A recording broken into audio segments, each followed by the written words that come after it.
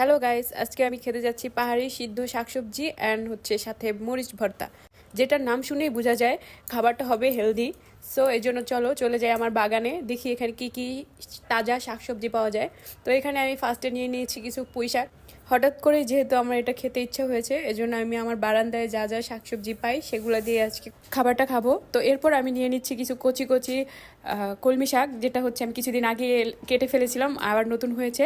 এরপর আমি নিব হচ্ছে কিছু কুমড়ো শাক, আর কুমড়ো গাছটাও নতুন হয়েছে, বাট আমি হচ্ছে নিচের পাতাগুলো সব নষ্ট হয়ে যাচ্ছে, এই জন্য ওইগুলো ছিঁড়ে ফেললাম। এবার আমি ভালোভাবে সবগুলো সিদ্ধ করে নিব, এই জন্য ধুয়ে নিয়েছি। এরপর এই যে আমি সিদ্ধ বসিয়ে দিয়েছি।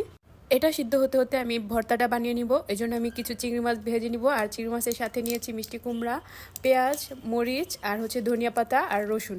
এই সবগুলো একসাথে আমি ভালোভাবে ভেজে তারপর হচ্ছে আজকে আমি ব্লেন্ডারে ভর্তাটা বানাবো। এই যে দেখেন, ব্লেন্ডারে নিয়ে নিয়েছি। আর এই যে আমার ভর্তা রেডি, আর শাকও সিদ্ধ হয়ে গিয়েছে। তো এই যে আমার গরম গরম ভর্তা এবং হচ্ছে সবজি রেডি। যেহেতু এটা ন্যাচারাল খাবার, তাই প্রকৃতিকে অনুভব করার জন্য আমিও বারান্দায় চলে গেলাম। আর বারান্দায় বসে হচ্ছে আজকের এই সিদ্ধ সবজি আর গরম গরম ভাত দিয়ে ভর্তাটা খাবো, আর আপনাদের সাথে শেয়ার করবো যে কেমন লাগে আসলে। ফার্স্ট বাইটে ফিলটা একটু অন্যরকম ছিল। ফার্স্টে আমি সবজি দিয়ে ট্রাই করেছিলাম, আমার কাছে ভালোই লেগেছে। এরপর হচ্ছে শাক দিয়ে ট্রাই করলাম, মোটামুটি ভালো লেগেছে। বাট ফার্স্ট টাইম খাচ্ছি তো একটু অন্যরকম লাগতেছে। বাট যারা বলতেছিলেন ভিডিওতে যে অনেক মজা, অন্যরকম, এই সেই, এই জন্যই পাহাড়িরা খাই, আসলে ভাই তেমন কিছুই না, নর্মাল ভাতের মতোই। নর্মাল আমরা যে শাক ভর্তা ভাত খাই ওরকমই।